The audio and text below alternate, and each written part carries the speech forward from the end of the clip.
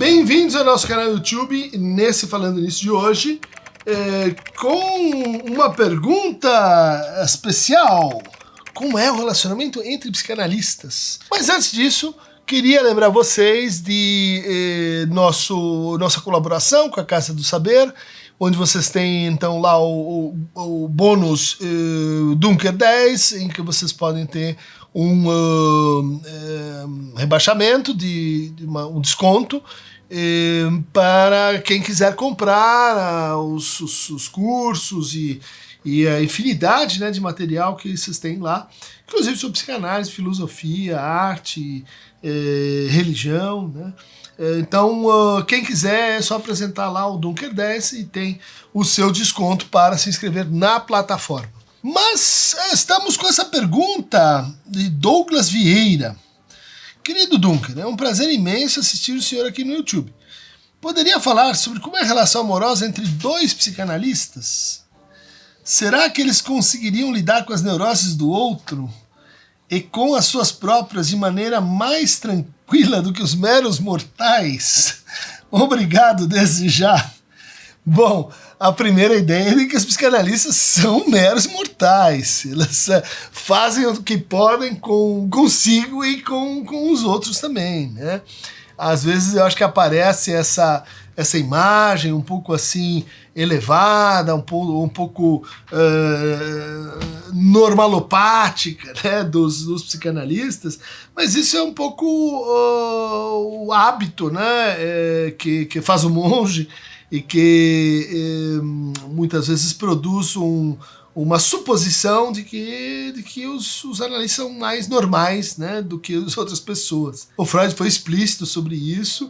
Ele diz assim, isso é um pouco cruel, porque a gente sempre exige mais normalidade dos nossos pacientes do que nós mesmos estamos dispostos a apresentar. Como diz o Renato Bezan, né? Quer dizer, que cada profissão tem lá as suas patologias, né? Então, um tem dor nas costas, o outro tem... e a nossa patologia é a patologia de natureza narcísica, né? A gente é muito exposto pelo que a gente faz se tomar por alguém maior, mais amável, mais gentil, mais íntimo do que na verdade somos, né? Isso é uma distorção da maneira como a gente se coloca em geral com relação às transferências que caem sobre nós. Mas, de fato, a gente conhece muitos casais de psicanalistas, né? Porque a formação é longa, porque há um conjunto, vamos dizer assim, de proximidades entre aqueles que trabalham com a psicanálise. Não é um espaço universo tão grande. Agora está crescendo muito, mas antigamente, basicamente, os analistas, principalmente aqueles com percurso mais longo, conheciam todo mundo, fez análise com esse, fez supervisão com o outro, estudou com o terceiro, publicou com o quarto, né? É uma comunidade relativamente pequena, né? Mesmo se a gente considera a escala assim Brasil. Por isso, muitos casais se formam, né? E aí tem as diferentes políticas que a gente vê para os diferentes casais, né? No meu caso, né, não me casei com uma psicanalista. Minha esposa dirige uma escola, mas a gente se conheceu na faculdade, e a Cris fez grupos de estudo, a gente estudou com Alejo, a gente fez muitos congressos juntos, muitas viagens juntos, e ela participa, né, então da comunidade, aí, do Fórum Campo Lacaniano, de outras instituições por onde a gente anda também, né? E depois parou de atender, mas atendeu um pouquinho. Então a gente tem esse acordo, vamos dizer assim, é um acordo que, na verdade, a gente nunca parou para estabelecer isso como uma regra, mas quando a gente viu, estava dado, né? Quer dizer, aqui psicanálise não é argumento. Aqui não tem essa de você estar identificado ao seu pai, olha aqui a projeção da sua mãe, olha aqui você está super egóica, ou então eu estou aqui masoquista. Isso em geral acaba assim poluindo muito as duas coisas. Já é difícil você manter essa descompressão cotidiana, né, de chegar em casa e desligar um vetor, desligar uma orelha, ligar a outra, né? E quando você começa então a usar, né, expressões, vocabulários, diagnósticos, que é muito comum, né, na briga de casais, sou histérica, você é um obsessivo, você está ficando psicótico, que é assim, não passa dos mesmos xingamentos com outros nomes, né? Não é uma coisa muito produtiva e que eu acho que na prática vale a pena seguir muito um conselho que é bom. O querido Contardo sempre lembrava dessa história, com razão, ele que passou tantos casamentos, de que, assim, especialmente entre casais, a não ser que elas tenham assim, já um certo percurso na matéria, não fazer análise compartilhada. Não chegar em casa dizer, olha, eu pensei esse sonho, teve aquela outra coisa, e aí você, e daí eu, assim. A gente fala das análises, né? Mas com um certo assim recuo. Não se meter na análise do outro, a não ser que você tenha um motivo bem sólido, né? Bem assim franco, para dizer, larga essa, vai com outro, né? Ou isso não está funcionando na sua análise, enfim. Quando chega nesse nível, é que a coisa realmente encrespou bastante, né? Porque, no fundo, o conselho do Freud era o seguinte: quando a gente reconta, né, a nossa análise, em geral o que sai é uma coisa assim meio boba, meio mas você acha significativo? Mas por que isso é tão importante, né?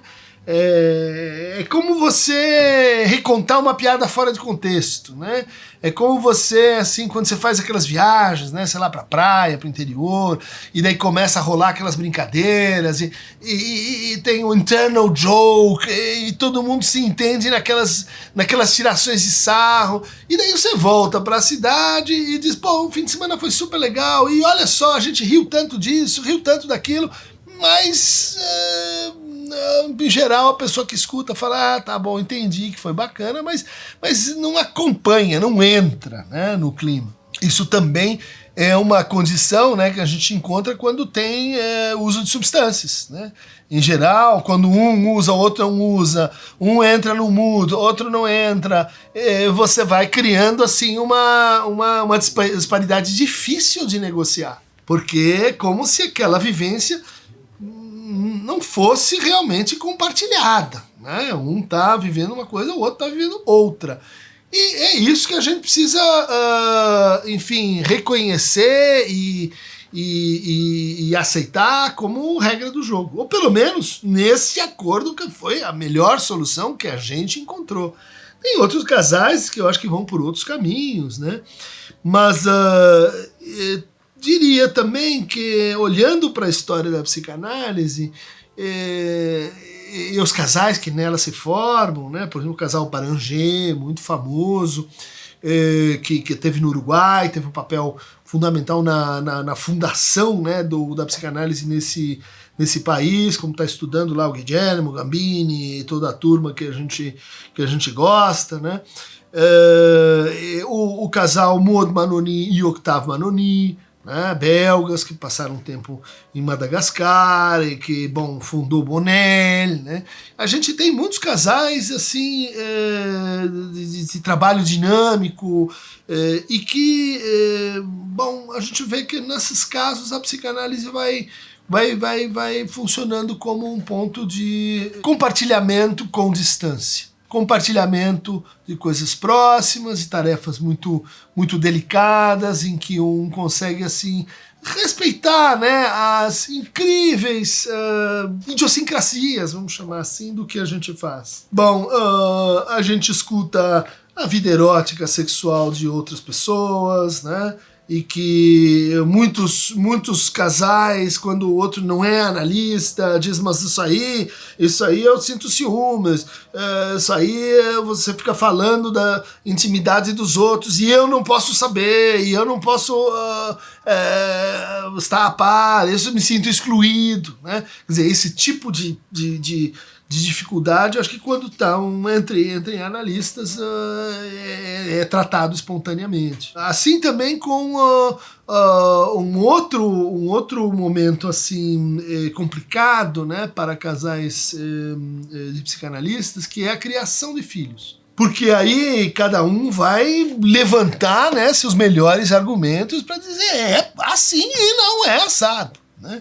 Então aí cada um tem as suas teorias, né, do traumático, do superegóico, do compulsório, das suas fantasias, né, que vão se reapresentar no processo, né, de educação, de criação dos filhos. E aí a psicanálise ela acaba aparecendo mais como um argumento. Quer dizer, na hora de explicar as tomadas de posição, é muito comum que você recorra a pressupostos, às vezes tácitos, às vezes muito discutíveis, né, da própria psicanálise, e muitas vezes esta redunda num filho ou numa filha que tem assim um certo horror à psicanálise, porque os pais ficam falando, psicanalistas, os filhos sentem que eles estão sendo analisados no mau sentido do termo, se sentem perseguidos, acham que os pais estão sempre lendo as mentes deles. Por exemplo, eu tinha esse costume com a minha filha, né? Com os meus 2 filhos, e aí, filho, com o que você sonhou? Me conta, etc. Porque era aquele termômetro à distância, né, do que estava acontecendo, e muitas vezes um ótimo pretexto para as pessoas falarem de si numa narrativa menos controlada. Meu filho era sensacional disso, e contava histórias incríveis, e depois misturava os sonhos com o Naruto, com o Yu-Gi-Oh!, com os jogos de videogame, com os mangás, que ele era fanático pela coisa. Mas a minha filha, que é mais nova, olhava para aquilo e dizia: que horror! Você está contando os nossos segredos para eles, os inimigos vão ficar sabendo de tudo. E quando eu dizia: e aí, filha, Natália, o que você me diz, do que você sonhou? Ela fechava os dentes, fechava os ouvidos e dizia: sai daqui, você, psicanálise, e todo esse entulho aí que fica querendo se meter na minha vida. É difícil, porque você começa a sentir resistências à psicanálise, porque às vezes sei lá, você comete uma imprudência, né? Você comenta: puxa, hoje eu tô abalado com um paciente que me disse isso e aquilo, e aí nem sempre isso é bem recebido, é bem tramitado por aquele que está do outro lado, né? Porque para você aquilo tem um valor, tem um peso subjetivo, para o outro vai, enfim, representar, né, no caso da minha filha, uma espécie de ciúmes, eu vou dizer, do que vocês fazem lá e depois não me contam, e as pessoas se curam e melhoram, e lembro que ela às vezes eu contava do que eu fazia e como funciona a análise, e invariavelmente tinha essa resposta dela: mas as pessoas pagam por isso? Mas pai, isso vai resolver alguma coisa se dizer uma coisa dessas? Isso ajuda as pessoas, né? Então ela até entrar na faculdade, daí chegou na primeira aula, aqueles Dunker, lógica de condomínio, e ela achava que, bom, o pai dela não era grande coisa, porque ele fazia essa coisa aí chamada psicanálise. Mas é do jogo. Acho que a gente tem que entender, né, a peculiaridade do que a gente faz e agradecer que, de vez em quando, estamos numa família mais compreensiva em relação às nossas idiosincrasias, eu também as nossas loucuras, eu também os nossos, eu diria, excessos culposos, porque você cometer uma violência, uma mentira, uma coisa desleal, algo que assim fere e machuca o outro. Quando você assim não é psicanalista, é bom, humano é assim, mas quando você faz isso para viver, a culpa se multiplica por desvio padrão 3.141621 infinito, e isso não é bom, é uma das sequelas de quem faz o que a gente faz. Então não sei se é uma boa resposta, é uma pergunta muito inusitada, nunca falei sobre isso em outro lugar. Querido Douglas Vieira, espero ter te dado algumas indicações. Para mais indicações, vai lá e senta na coroinha do Aqueronta morrer, vai que ele te leva para o que acontece entre Zeus e Hera, o que Zeus faz quando Hera vai embora, e daí a pobre da Líope tem que ir resolver os assuntos, enfim, dos deuses que caem na Terra. São sempre a mesma humanidade tosca que a gente está acostumado. Bye, bye!